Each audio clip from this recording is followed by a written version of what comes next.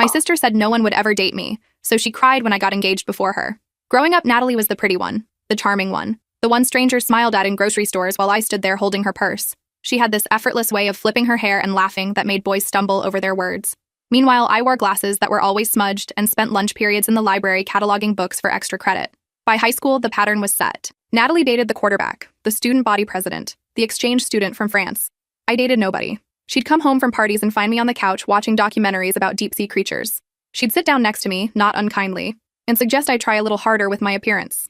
Mom would nod from the doorway, her face full of gentle concern. Even Dad looked up from his newspaper with this pitying expression that made my stomach turn. They all assumed my future would be cats and frozen dinners. College was different. Away from Natalie's shadow, I discovered I was actually funny. Weird, but funny. I made friends in my marine biology program who appreciated that I could identify 50 species of jellyfish and quote entire episodes of nature documentaries. I stopped apologizing for taking up space. That's where I met Felix. He was the teaching assistant in my invertebrate zoology lab, and he had this crooked smile that appeared whenever someone asked a particularly nerdy question. Our first real conversation was a 40-minute debate about whether octopuses should be considered more intelligent than dolphins. We got coffee to continue the argument, then dinner, then breakfast. 6 months later, he proposed during a midnight aquarium visit, surrounded by bioluminescent jellyfish. I said yes before he finished asking. When I called home to share the news, Mom sounded genuinely happy. Then, after a pause, she asked if Natalie knew. Natalie didn't know. Natalie had just broken up with her boyfriend of 3 years who decided he wasn't ready for commitment. She'd been calling Mom daily, crying about her biological clock and all her friends getting married. She was 25. I drove home that weekend to tell everyone in person. The moment I walked through the door with Felix, I could see Natalie sizing him up. Her smile was tight, practiced. Over dinner, she asked him questions designed to highlight all the ways I was difficult. Remember when she spent an entire summer studying barnacles? Did she tell you about missing her own birthday party because she was photographing tide pools? Felix just squeezed my hand under the table and said he'd never met anyone who saw the world quite like I did. After he left to check into his hotel, Natalie cornered me in the kitchen. She was happy for me, she said, and she meant it, which somehow made it worse. Then her face crumpled. She started crying, really crying, in a way I'd never seen before. She didn't understand how I'd found someone when she couldn't even get a text back. I was supposed to be the one who struggled with this. She was supposed to help me. She was supposed to go first. That's when I realized what our entire childhood had actually been. Not protection, not sisterly concern, control.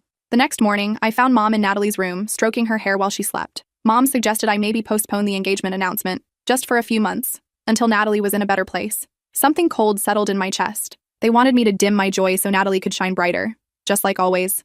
I left that afternoon without saying goodbye. Felix and I started planning the wedding immediately. 3 months later, I got a text from an unknown number. It was a photo of Natalie with a man I'd never seen before. The message said she was getting married too, same weekend as me. Mom thought I should know. I stared at that text for a long time, trying to understand what it meant. Then I called the number back. The voice that answered wasn't one I recognized.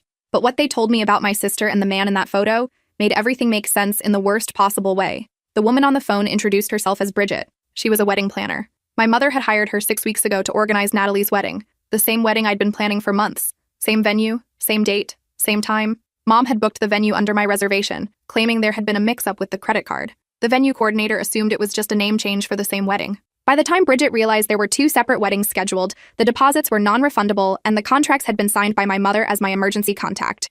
I hung up and immediately called the venue. They confirmed everything. My wedding had been canceled. Natalie's was still on. Mom had forged my signature on the cancellation forms.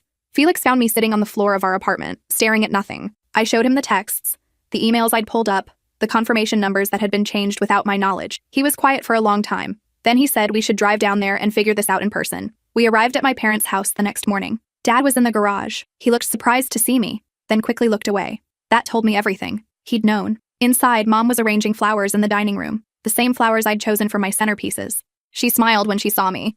This bright, fake smile that didn't reach her eyes.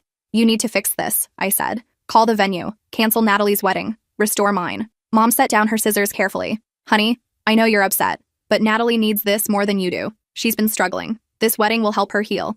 You're strong. You'll understand eventually. I felt something inside me snap. This wasn't about strength or understanding. This was about erasure. My entire life, I'd been expected to shrink so Natalie could expand, to fail so she could succeed, to disappear so she could be seen. Felix stepped forward. We'll be taking legal action. You committed fraud, identity theft, you forged her signature. Mom's face hardened. You'll do no such thing. This family doesn't air its problems in public. Besides, Natalie's already sent out invitations. Her fiancé's family is flying in from overseas. You can't possibly expect her to cancel now. Watch me, I said. I walked out to find Natalie. She was upstairs in what used to be my bedroom, trying on a wedding dress. My wedding dress. The one I'd spent 8 months saving for. Mom had taken it from the bridal shop, claiming she needed to bring it in for alterations. Natalie saw me in the mirror and spun around. Her face went pale. "I didn't know," she started. "I swear I didn't know Mom was going to cancel yours. I just thought we were having separate weddings on the same day. Like, a joint celebration. Sisters getting married together." The lie was so transparent it was almost insulting. She knew. Maybe not all the details, but she knew Mom was manipulating things. She'd always known and had always benefited from it. "Take off my dress," I said quietly. Natalie's eyes filled with tears. "Please don't do this. Please don't ruin this for me. You have Felix. You have your whole life figured out. I have nothing. This wedding is all I have. You have my venue, my deposits, my vendors, my dress. You have everything because you took it." Mom appeared in the doorway. "That's enough, both of you. We're going to handle this like adults. We'll sit down and figure out a compromise." "There is no compromise," Felix said from behind me. "This is theft. We're pressing charges." Mom's composure finally cracked. "You ungrateful little bitch. After everything we've done for you, after all the sacrifices we've made, this is how you repay us? By destroying your sister's happiness?" "What sacrifices?" I asked. "Name one." She couldn't. Instead, she turned to Dad, who'd been hovering in the hallway. Tell her she's being unreasonable." Dad looked at me, and for a moment I saw something like regret in his eyes, but it passed quickly. "Your mother's right. We need to think about what's best for the family. Natalie needs this more than you do."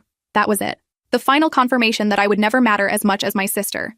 Not in their eyes. Not in this family. I took off the engagement ring my grandmother had given me, the one Mom had always promised would be mine. I set it on the dresser. "Keep it," I said.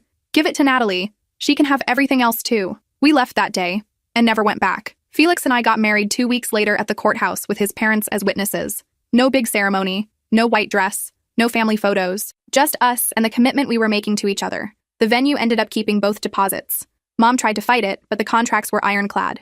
Natalie's wedding happened on schedule. I saw the photos on social media, carefully curated shots of her in my dress, surrounded by relatives who'd chosen sides. The comments were full of congratulations and well wishes. No one mentioned me. 3 weeks after her wedding, Natalie called. I almost didn't answer, but something made me pick up. She was crying so hard I could barely understand her. "He left," she gasped between sobs. "He left me. We got back from the honeymoon and he just packed his bags and left." I waited for her to continue. "He said I was too needy, too insecure, that he couldn't handle being responsible for my happiness. He said he thought marriage would fix me, but I was still the same person, still desperate for validation, still empty inside. I'm sorry that happened to you," I said, and I meant it. Not because she deserved my sympathy, but because I understood what it felt like to be abandoned by people who were supposed to love you. "I need you," she whispered. "Please. I need my sister. You're the only one who's ever really been there for me. Mom and Dad, they don't understand, but you do. You've always understood me." The manipulation was so familiar, it was almost comforting. This was how it had always been. Natalie creating a crisis, and me rushing in to fix it.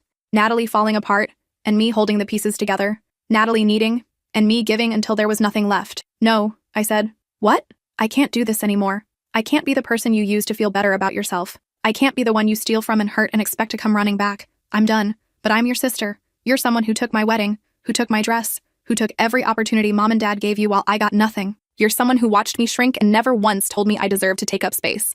I hung up before she could respond. Felix was watching me from the kitchen doorway. He didn't ask if I was okay. He just came over and held me while I cried for the family I'd never really had. The months after were strange, quiet. I'd spent so much of my life orbiting around Natalie's needs that I didn't know how to exist without that gravitational pull. Felix helped me figure it out. We went on road trips to aquariums across the country. We stayed up late watching nature documentaries and debating the intelligence of cephalopods. We built a life that belonged to us, not to anyone else's expectations. Mom sent cards on holidays.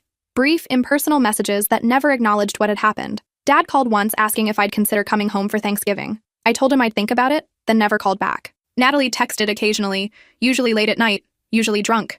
The messages were always some variation of the same theme. She missed me, she needed me, she was sorry, but I had to understand. I never responded. A year after the wedding that wasn't, I got a Facebook message from someone named Bridget, the wedding planner. She said she had something she needed to tell me, something that had been bothering her ever since my mother hired her. We met for coffee at a place near her office.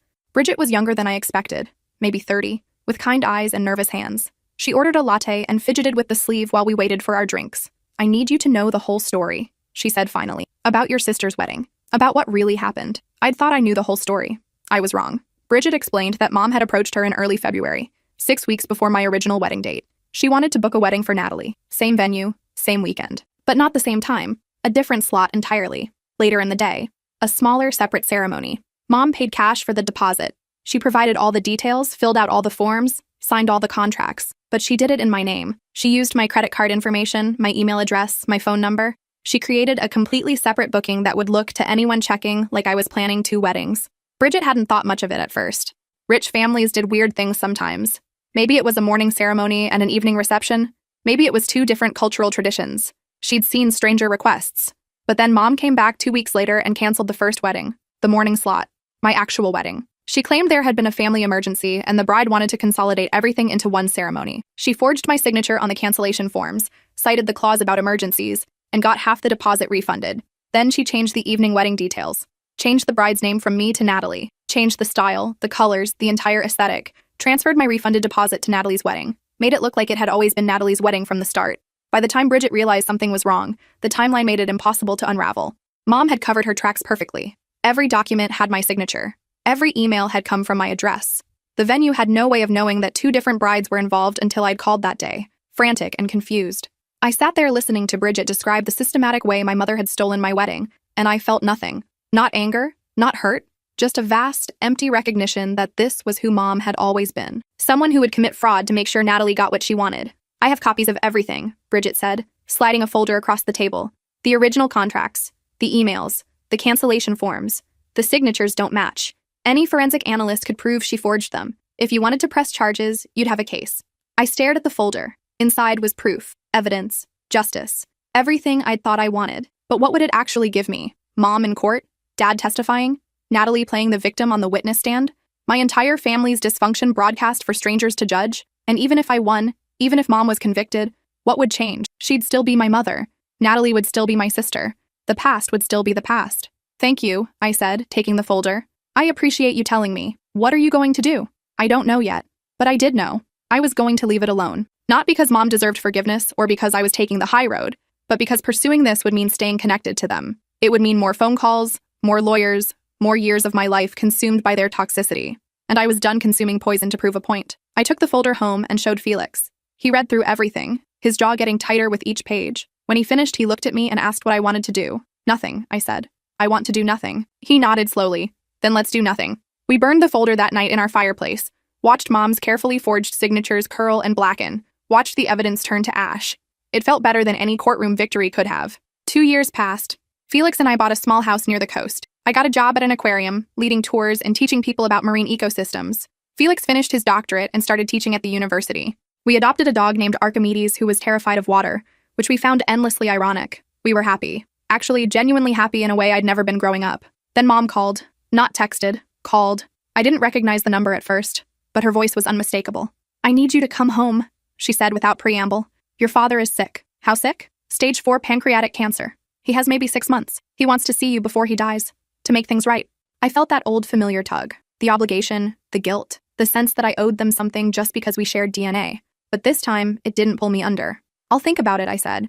You'll think about it? Your father is dying. This isn't something you think about. This is something you do. For family. Family, I repeated. Like when you stole my wedding? Like when you forged my signature? Like when you chose Natalie over me every single day of my life? Silence. Then, in a voice cold enough to freeze, you're really going to hold that against me? After everything I've done for you? What have you done for me, Mom? Specifically.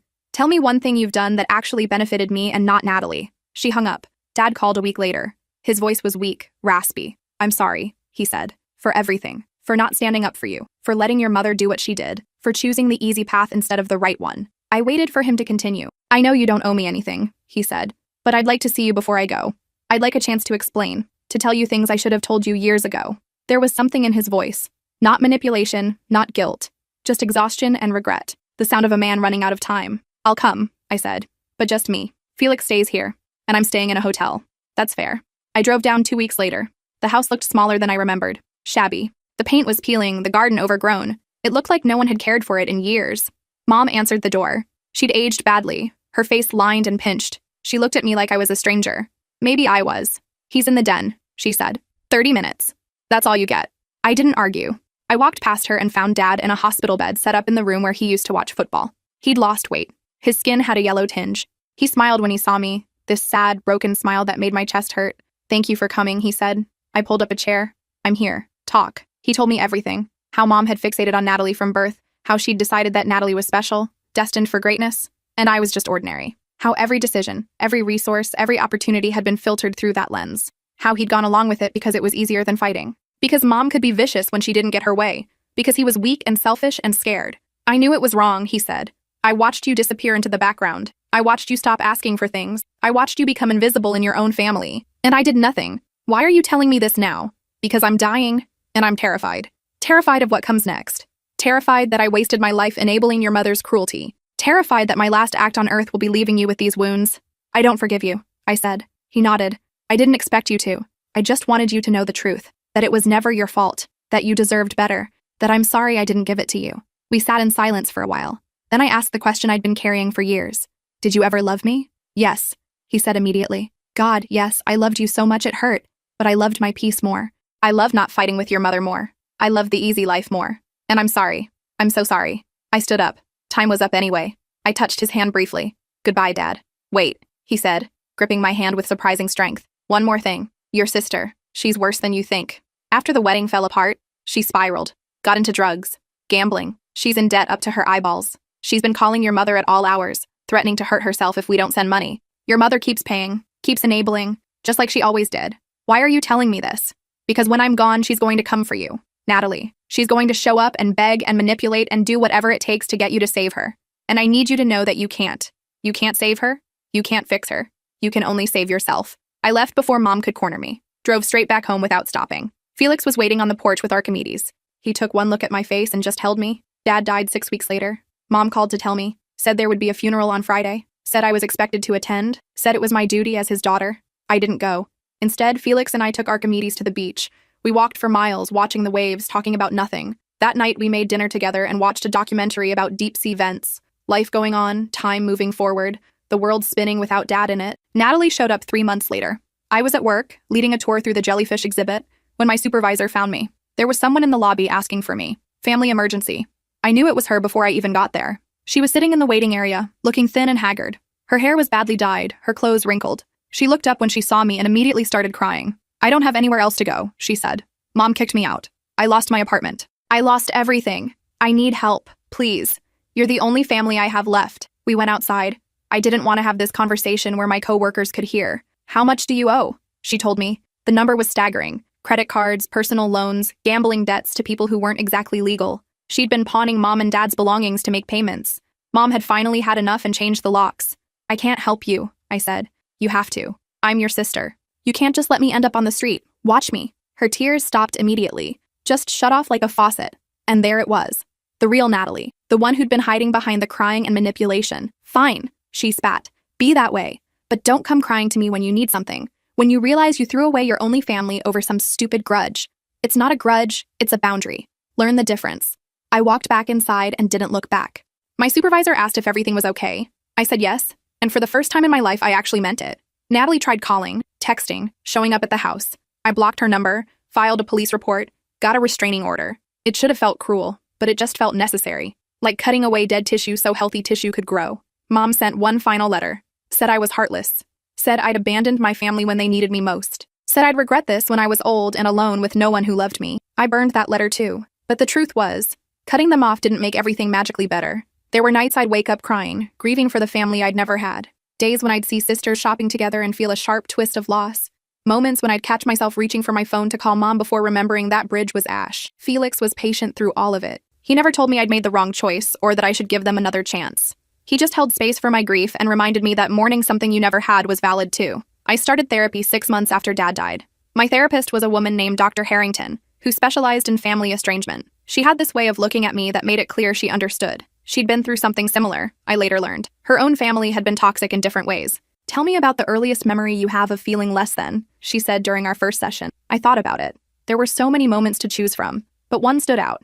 I was 6, I said. It was Natalie's birthday. She was turning 8. Mom had thrown this huge party with a bounce house and a magician and a cake shaped like a castle. All of Natalie's friends were there, running around screaming and laughing. I remember sitting on the porch steps, watching. Dr. Harrington nodded. Where were your parents? Inside with the other adults, drinking wine and showing off photos of Natalie. I sat there for maybe an hour before anyone noticed I was alone. When Mom finally came out, she asked why I wasn't playing with the other kids. I told her none of them were my friends. They were all Natalie's age. Mom just looked at me like I was being difficult and said I should try harder to make friends. That pattern repeated for years. Natalie got the parties, the attention, the new clothes, the special trips. I got hand-me-downs and told to be grateful. When I brought home straight A's, Mom would barely glance at my report card. When Natalie brought home B's, Mom would throw a celebration dinner. You internalized that, Dr. Harrington said. You learned that your worth was determined by how little you asked for, how invisible you could make yourself. She was right. I'd spent my entire childhood trying to be perfect, trying to prove I deserved love. And when that didn't work, I just stopped trying altogether. I became the quiet one, the easy one, the one who never caused problems because causing problems meant being seen, and being seen meant being compared to Natalie, and being compared to Natalie meant losing. Therapy helped me understand that cutting off my family wasn't cruel. It was survival. Dr. Harrington called it protective estrangement.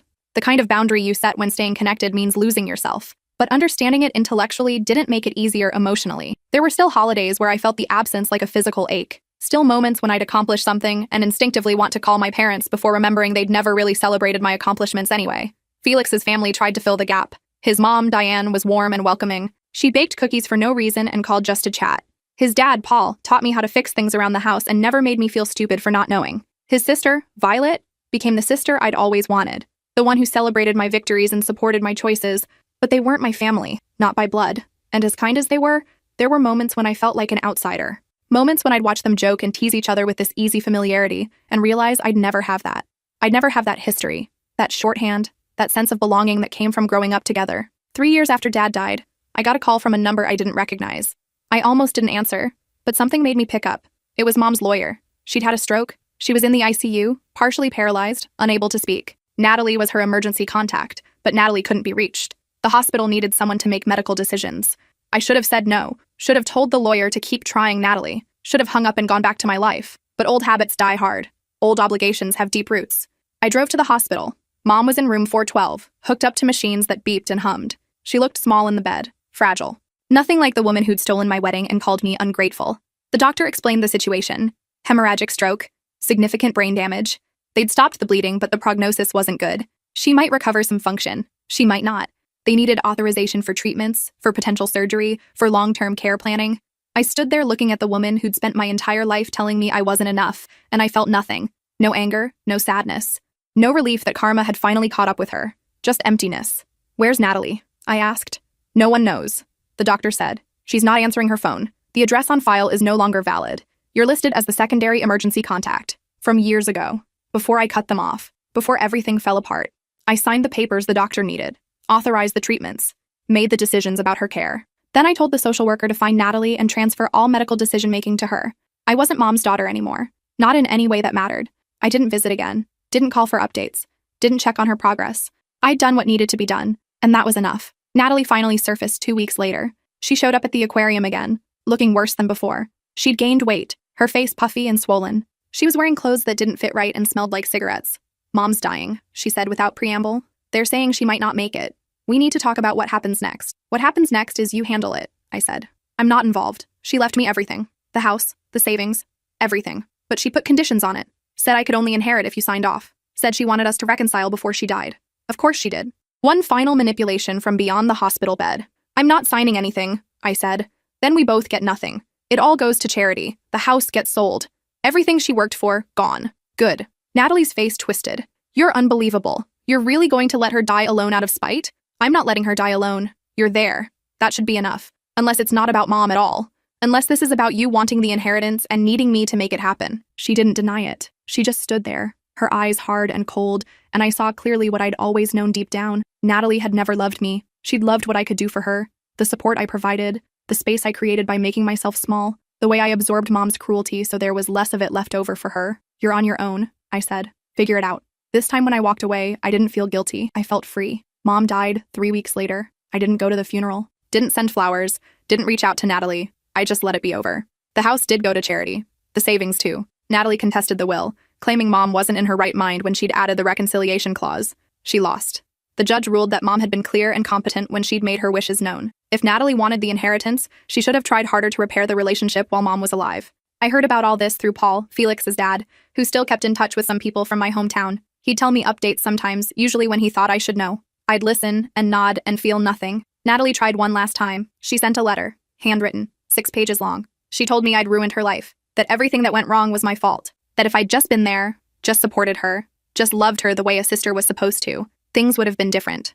She would have been different. She said Mom had been right about me all along, that I was selfish and cold and incapable of real love, that I'd die alone because no one could ever truly love someone as heartless as me. The letter ended with a threat. She knew where I worked. She knew where I lived. She'd make sure everyone knew what kind of person I really was. She'd ruin my reputation, my career, my marriage. She'd destroy everything I'd built. I showed the letter to Felix. He read it carefully, then looked at me. What do you want to do? I want to send it to the police. Get it on record in case she follows through. We did exactly that. The police took the letter, added it to the restraining order file, and told me to call if Natalie showed up again. They couldn't arrest her for writing threatening letters, but they could document the pattern. Natalie never followed through. I don't know if she was bluffing or if the police visit scared her off. Either way, the letters stopped. The calls stopped. The drive-bys stopped. She vanished back into whatever hole she'd crawled out of. 5 years passed. Felix and I celebrated our 7th anniversary with a trip to the Galapagos Islands. We snorkeled with sea turtles and watched blue-footed boobies do their mating dance. We ate dinner on the deck of our boat and talked about maybe having kids someday, maybe creating the family neither of us had gotten to have growing up. When we got back, there was a package waiting on our doorstep. No return address. Just my name written in handwriting I didn't recognize. Inside was a photo album. Old pictures from my childhood that I hadn't seen in years. Me as a baby, chubby and smiling. Me at 3, covered in mud from playing in the garden. Me at 5, dressed as a dinosaur for Halloween. Me at 7, missing my 2 front teeth. In every photo, I looked happy. Genuinely, unguardedly happy. Before I'd learned to make myself small. Before I'd understood that my joy took up too much space. There was a note tucked in the back. Plain white paper, typed instead of handwritten. Your mother kept these separate from Natalie's photos. She hid them in the attic in a box labeled donations. I found them when I was clearing out the house after the estate sale.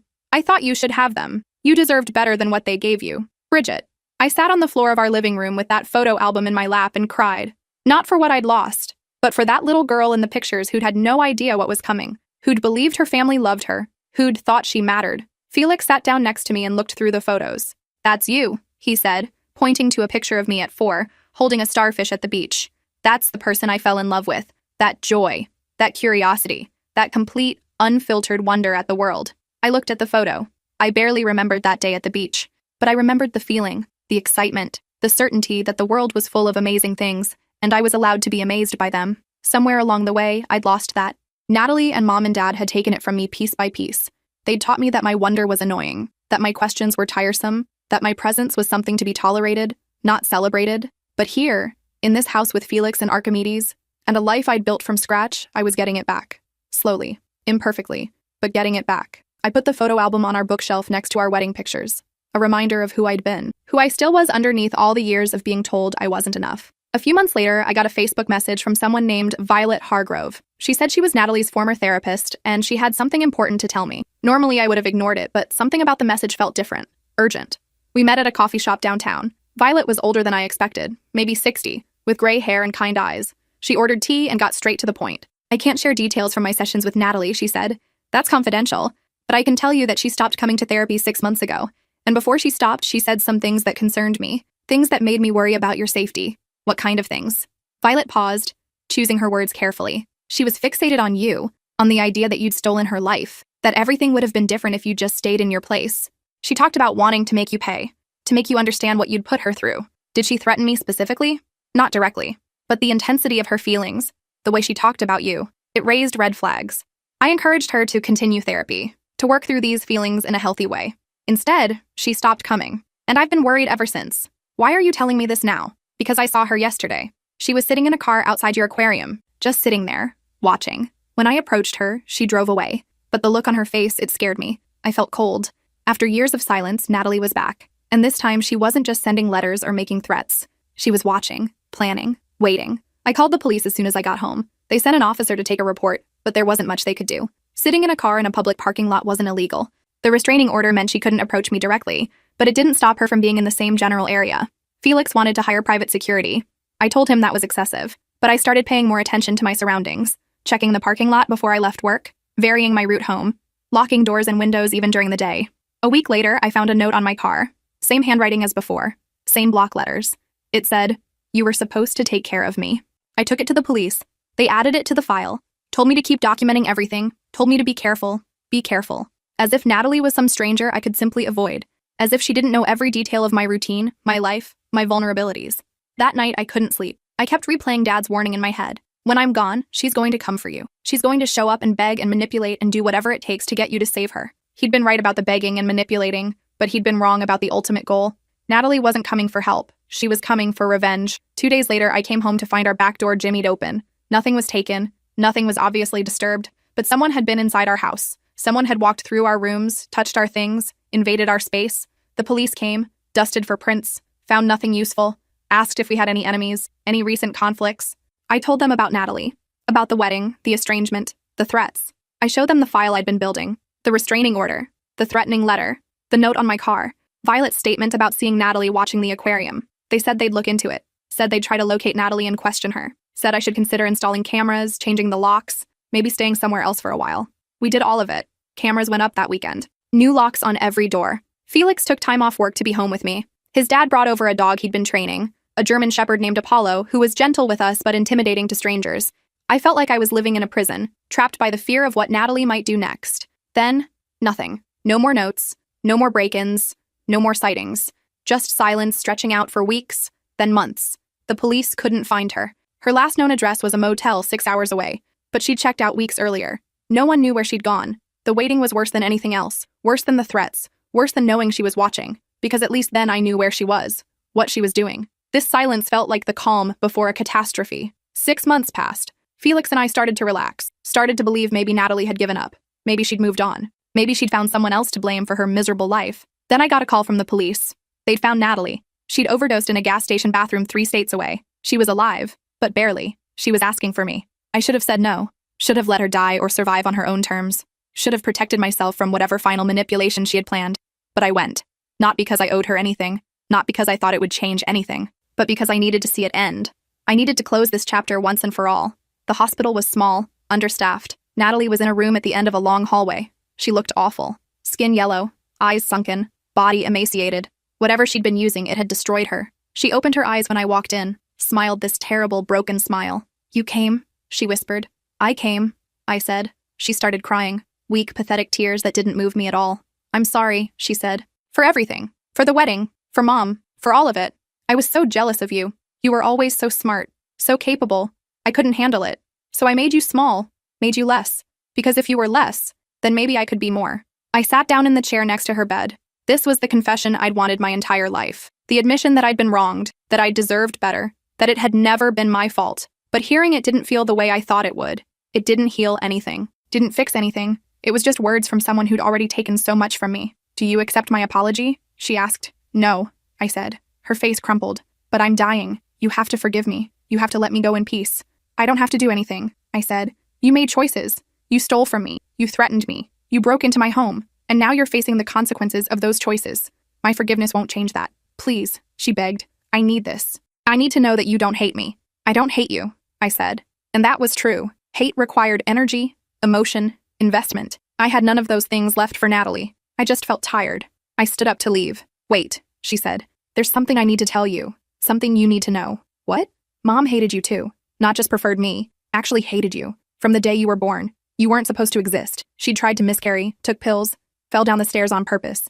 But you survived. And she never forgave you for that."